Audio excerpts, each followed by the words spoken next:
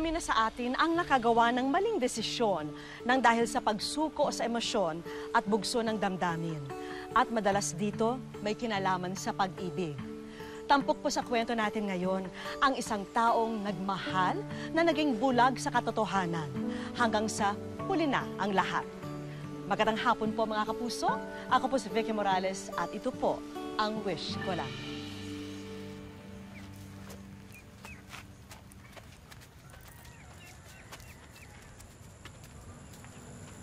Mama? Bakit hindi ba si Tita Emilia nagsundo sa akin? Late na kasing dumating yung karelyebo niya security guard. Kaya ang Tito Emilio mo, hindi niya pwedeng maiwanan yung trabaho niya. Pero, buti naman pinayagan ako ni Tita Virgie mo na makaalis sa trabaho ng maaga. Tita ko po ba si Tita Virgie? Hindi.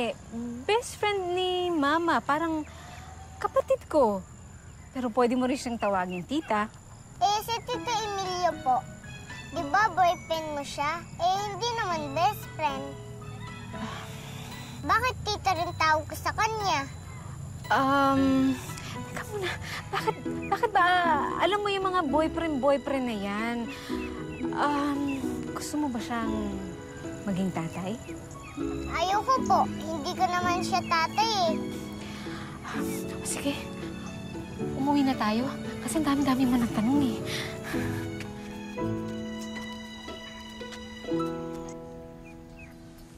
Dahan-dahan, ha?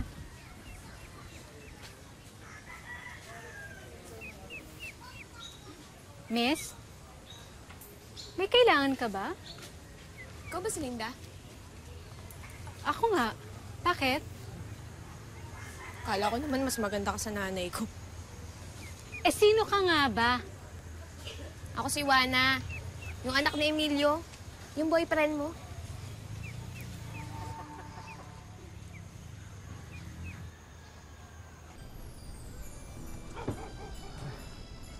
Ay, napakabait na bata naman ito. Dahil dyan. Evening po. Uy, good evening. May good evening ba? Dahil dyan, may premyo ka sa akin. Ha?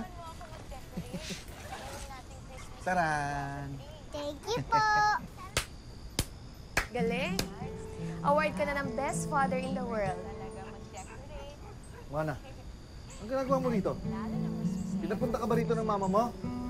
Hoy, kung hihingi kayo ng pera sa akin, wala akong pera. Wow naman, Papa. Sa mahabang panahon na di tayo nagkita, ganun agad sa lubong mo sa akin. Mabuti pa yung anak-anakan mo. May candy agad. Emilio, nandito ka na pala. Eh, si Juana kasi kanina pang naghihintay sa labas nung dumating kami ni Jessica. O ano nga kailangan mo? Malapit ka lang naman pag may kailangan ka eh. May problema ako eh. Si Mama, pinalayas ako. Kasi buntis ako. Gagawa-gawa ka ng kalokohan eh. Sino ang ama niyan? Nasaan ang ama niyan? Hindi ko na mahanap. Nakilala ko sa text, sa cellphone. Nagkita kami, tapos, yan. Ano? Eh kung di ka nung palang gaga eh. Kung papabuntis ka sa hindi mo kilala. Emilio, tama na. Eh ano na ngayon? Ano na? Anong gagawin natin dyan? Eh di ba sinabi ko na nga sa inyo, wala akong matitirhan. Eh paano na ako? Nasabi na sa akin ni Juana yung problema niya kanina. Napag-isip-isip ko na kaya pa naman natin na may makakasama sa bahay. Linda, buntis yan, no? Manganganak na yan sa isang buwan. Tapos ano, tayo mag-aalaga dyan, tayong gagasta dyan, pati sa iaanak niyan. Yun na nga ang gusto kong sabihin, Emilio. Apo mo rin naman yung magiging anak niyan eh. Matatanggihan mo ba naman yung apo mo? Uy, magpasalamat ka at mabait ang Tita Linda mo, ha? Dahil kung ako lang yan... Sa puntong yun, batid ni Linda na panibagong responsibilidad ang katumbas ng pagdating ni Juana sa kanilang tahanan.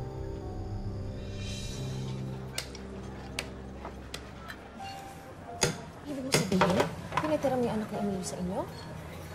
Di ba wala naman trabaho yung batang yun? Ibig mo sabihin, Ikaw magpapacheck up doon. Ikaw magdadala sa ospital. Ikaw lang bibili ng vitamins. Bukod pa yan sa ikaw magpapakain ng pagpapabahay sa kanya. Masyado ka naman. Hindi mo naman obligasyon ng pamilya ng boyfriend mo eh. Hindi nga kayo pwedeng ikasal pa eh dahil hindi pa siya anak doon sa asawa niya, di ba? Tapos gano'n, hayaan mo na lang ganunin ka ng anak niya, alilain ka. Eh nagpabuntis nga siya sa lalaking hindi niya kilala. Virgie, alam ko nagmamalasakit ka sa akin. Pero mahal ko si Emilio. Kaya, tinuturing ko yung pamilya niya na pamilya ko na rin. Yan! Yang pagmamahal na yan ang papatay sa'yo balang araw, best friend. Sana lang ha, sana lang. Nandyan ako para sagipin ka.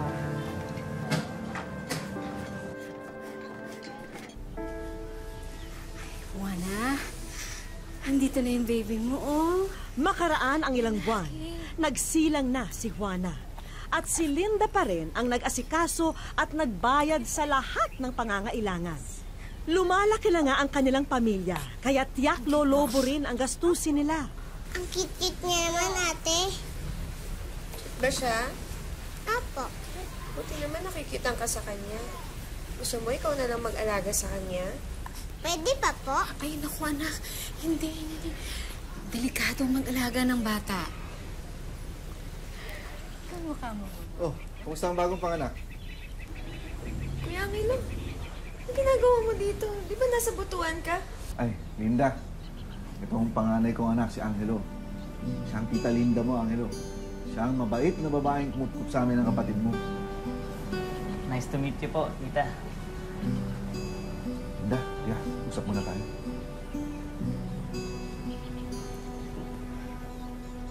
Walang niya ka. Nagpabuntis ka kagad? Ingit ka lang. Di ba ka ka din? Kuya, sabihin mo nga sa akin yung totoo. Ba't ka nandito? May ginawa kang kalokohan, no? Sobra ka naman. Alam mo, siyempre, nalaman ko na nanganak ka. Kaya ito, dumadalaw lang ako sa'yo. Nik-nik mo. Sa atin din titira si Angelo. Pasensya ka na, mahal. Kasi wala namang matitiran yung bata eh. Kaya habang naghanap sana lang ng trabaho. Pero naayos ko naman yung papel niya eh.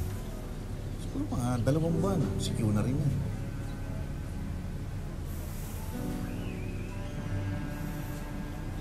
Sige na nga. Salamat, mahal ha. Alam mo naman, napakahalaga sa akin na magkita-kita ulit kami ng mga anak ko.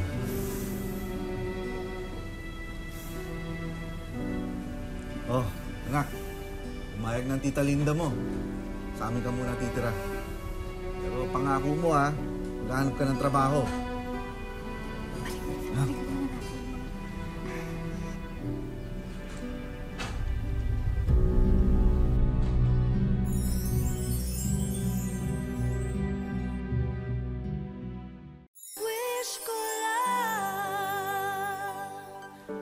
Buong akala ng biyudang si Linda na nakatagpo na siya ng kaligayahan sa piling ni Emilio. Pero kailangan niya ring tanggapin at mahalin ang nakaraan ng bagong kinakasama. Gaya ng 2 anak nito na nakikitira rin sa kanila. Ang hindi alam ni Linda, may kaakibat na mga problema ang bagong kabanata ng buhay pag-ibig niya.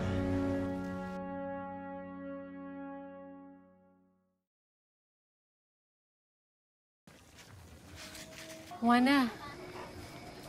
Juana. Juana. Ha? Tingnan mo naman yung anak mo. Hindi ba yan mahihirapan? Tingnan mo pagkarga mo. Ibaba mo kasi muna yung cellphone eh. Ikaw na lang kaya ang humawak dito sa bata. Oo, para ikaw na. Mga bagay-bagay.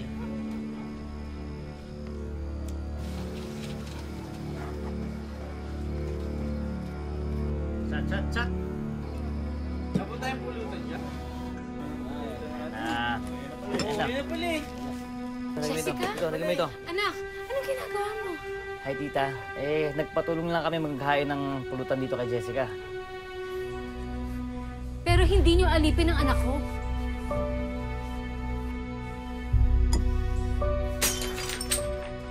Anak ka lang! Bakit mo ginawa yun? Pinatira ko kayo dito. Tiniis ko ang lahat ng pagiging batugan ninyo. Lapastangan ninyo pati pagiging baboy ninyo. Pero hindi ako papayag na pati ang anak ko aabusuhin ninyo. Sige na, pre. Tabang pala ang syota ng tatay mo eh. Basta kami. Layas! Alis! Alis! Alis! Sa lahat ng ayoko, napapahiya ako. Sige nga, kuya. Tignan ko nga kung astig ka pa rin. Alam mo ba kung anong ginawa ko dun sa huling babaeng nagpahiya sa akin, ha? Alam mo ba? Ano to? Ano to? Ano ginagawa mo? Ito eh. Pinahiya ako sa mga barkada ko eh. Ano ba? Ako ba? Ako ba ngayon, ha? Ako ba? Ikaw! Tumingil ka na! Sige, bumas ka. Bumas ka! Bumas! Bumas! Bumas! Sayang naman eh. Isang taon ako nagpasensya, Emilio. Ginawa ko ang lahat para sa'yo, pero hindi ako papayag na pati ang anak ko. Nahalipin nila. Mahal. Pagpasensya mo na. Lasting lang yun. Please. Ako nang bahala. Ako didisiplina sa mga yan. Hindi na lang uulitin sa'yo yan. Ha? Yan.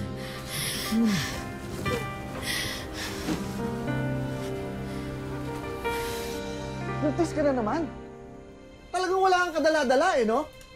Walang laman yung utak mo. Ha?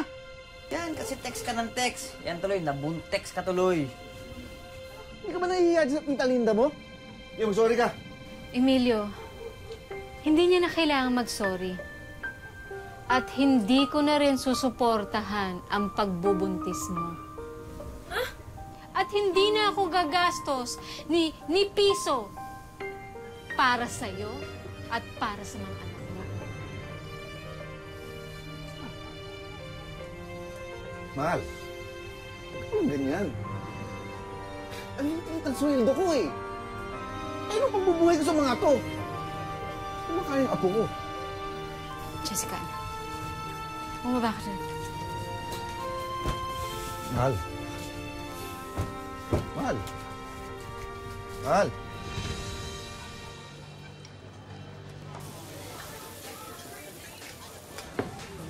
Dali lang yung isa pa, ha?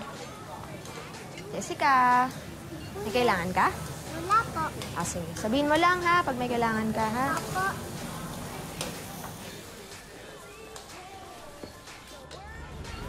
Kumusta yung inaano ko? Nagtatanong na siya kung bakit dito siya dumediretso pagkatapos ng eskwela niya. Pero, okay naman. Ikaw, kumusta ka naman? Alam mo, Fergie, nasira na ang buhay ko noon. Nung namatay si Joel, akala ko tapos na ang buhay ko. Buhay namin mag-ina. Pero nung nakilala ko si Emilio, nagkaroon ng pag-asang buhay ko. Pero, masisira na naman ulit. Hindi kami nag-uusap. Hindi kami nag-uusap, Emilio. Nakatira kami sa ilalim ng isang mabong, pero parang magkamila ang mundo namin.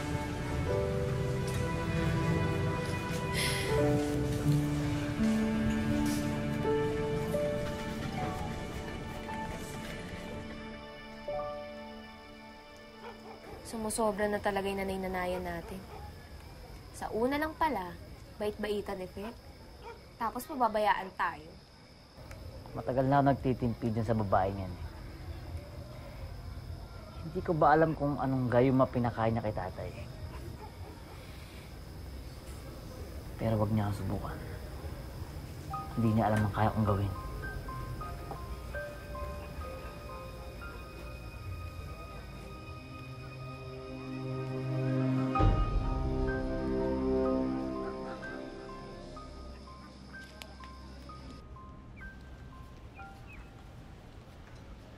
Anak, Ano po yun, Ma? pwede bang pakitimplahan si Mama ng kape? May wala na pong kape. Oo nga pala. Mabilis palang uminom ng kape ang mga bisita natin.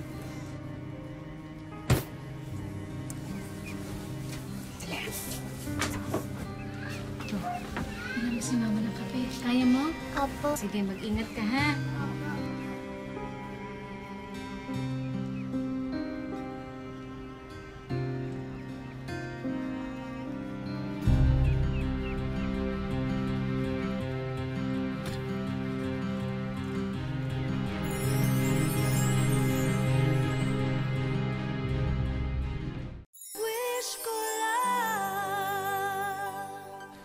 Umasa si Linda na tama ang desisyon niyang muling magmahal.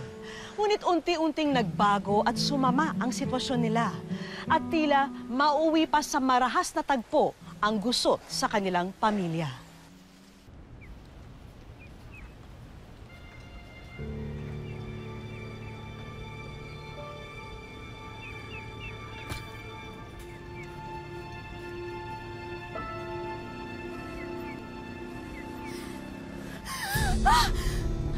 Ano kailangan ba sa akin? Ikaw ang kailangan ko. Nagtanong ako sa'yo dati, di ba? Kung alam mo, kung anong ginawa ko sa babaeng nagpaya sa akin. Ha?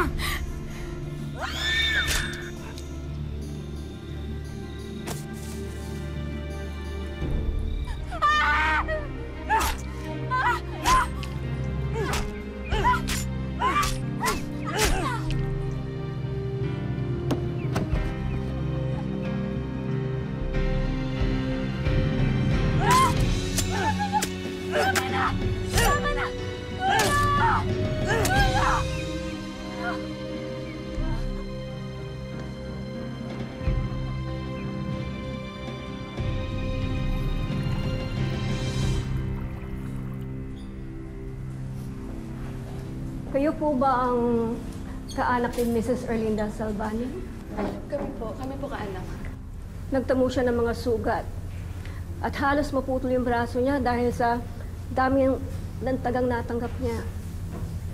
Naputulan siya ng ilang daliri. May saksak sa liig. Diyos ko. But the good news is nagawa namin ito ng paraan. Naagapan namin yung ugat at nerves ng braso niya. Naibalik namin ito through surgery. Pero iha, hindi na namin ito mababalik sa dati. Hindi na din siya magiging kasing lakas and flexible katulad ng dati. Hindi na rin namin naisauli yung iba ng daliri. Pero all in all, maswerte pa rin si Jesus. Dahil nabuhay siya, she is a real survivor. Will you please excuse me at babalikan ko na lang siya para sa check-up niya. Salamat po, Dok. You're welcome.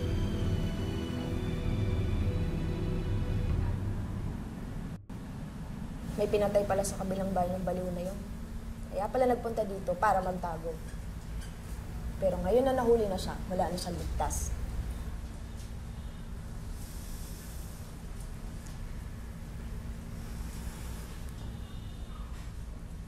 Ano ginagawa mo dito? Fergie, ako nang bahala.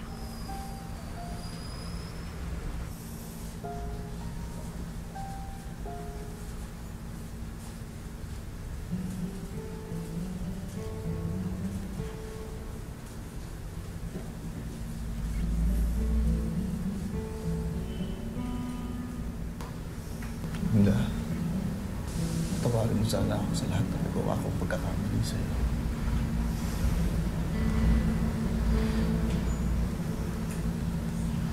Mas patawarin mo rin ang anak ko. Patawarin mo na si Angelo. Emilio, sinubukan akong patayin ng anak mo. Pinutol niya ang mga braso ko para maging imbalido ako. Pagkatapos,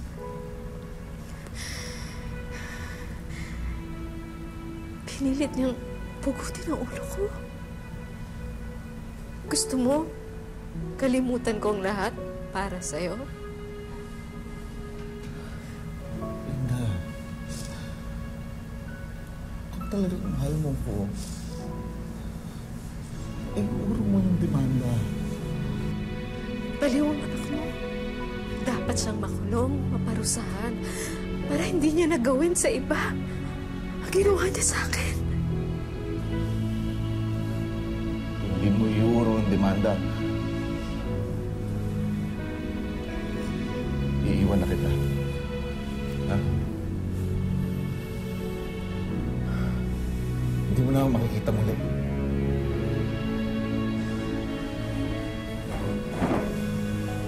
Emilio, dalhin mo na ang anak mo, ang apo mo, sa pag-alis mo.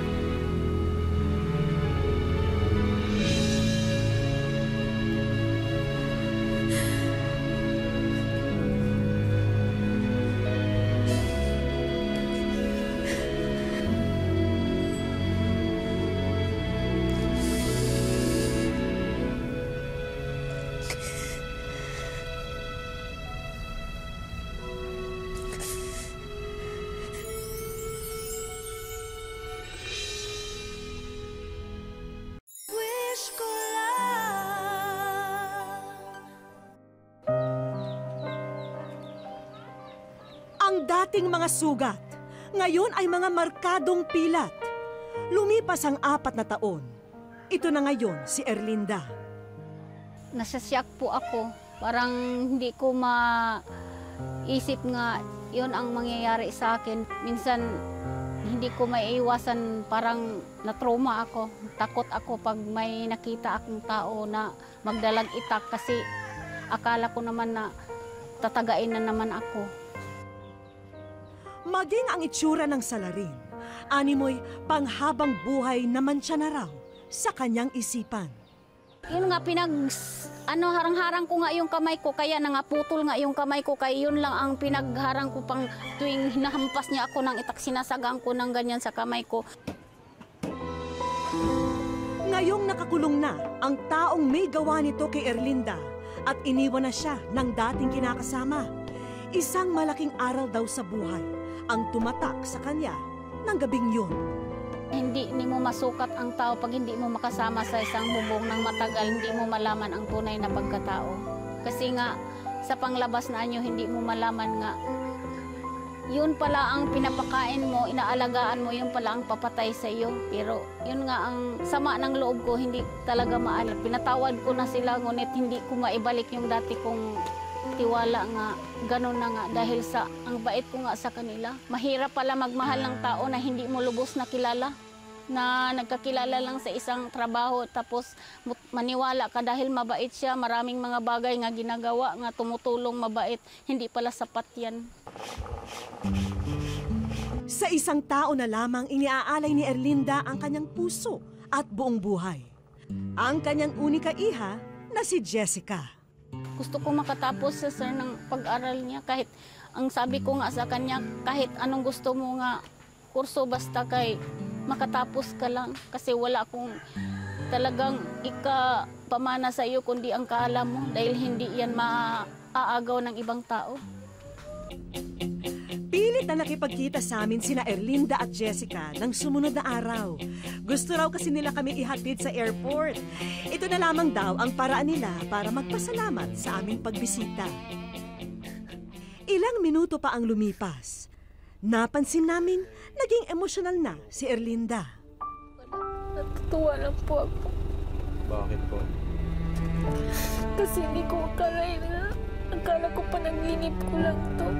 Kahit pinasyalan lang ako ninyo dito, malaking bagay na ito para sa aking anak. Hindi ko kasi akalain na may magka-interest pa sa kwento ko, lalo na kasi karamal-dumal. Sa pagbalik daw namin sa Maynila, sana'y maibulong namin sa isang espesyal na tao ang kanyang munting kahilingan para sa inaasam na puhunan para sa karinderya. Sana, Ma'am Vicky, makarating naman po sa inyo yung kwento ko para naman po makalambing naman ako sa inyo ng konting tulong. Naku, Erlinda, kung meron mang espesyal na nilalang dito, ikaw yun. Ang request lang namin, sana ipikit niyo muna ang inyong mga mata habang inihahatid namin kayo sa aming iiwang sorpresa.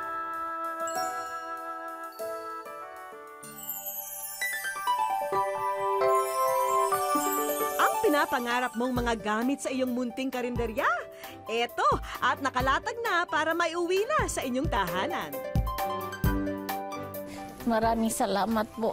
Ang bait-bait talaga niyo, si Ma'am Vicky Morales. Wish ko lang po, masaya po ako. Kasi hindi ko naman inaasahan nga maging totoo talaga to. Akala ko kasi amaki mo sabihin nga ng mga kapitbahay ko, imposible daw mangyari. Mangarap po namin po magnegosyo po.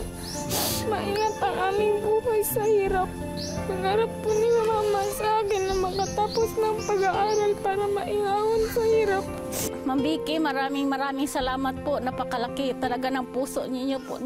Malaking bagay na to sa amin nga natulungan mo po kami.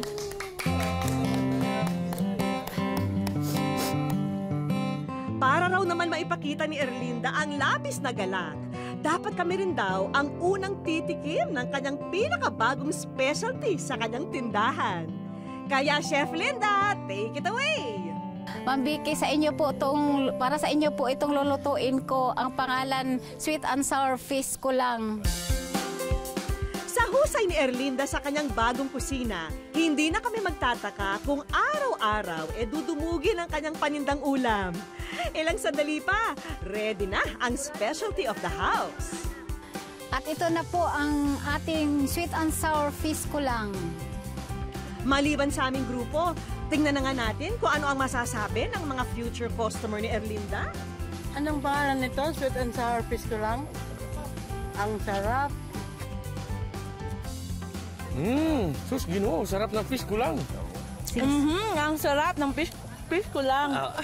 Si Erlinda, walang naging ibang laman ng puso, kundi maibahagi ito sa iba. Sana po makapulot ng maraming aral ang makapanood ng aking kwento sa aking buhay. Gaya ng kwento ni Linda, kailangan nating tignan ng mabuti kung hindi naabuso ang ating pagtulong at pagmamahal. Dahil bago ang lahat, kailangan muna natin mahalin ang ating sarili para masabing handa rin tayong mag-alay ng pagmamahal sa iba. Ako po muli si Vicky Morales, nagpapasalamat sa inyong patuloy na pagsubaybay dito po sa Wish Ko Lang.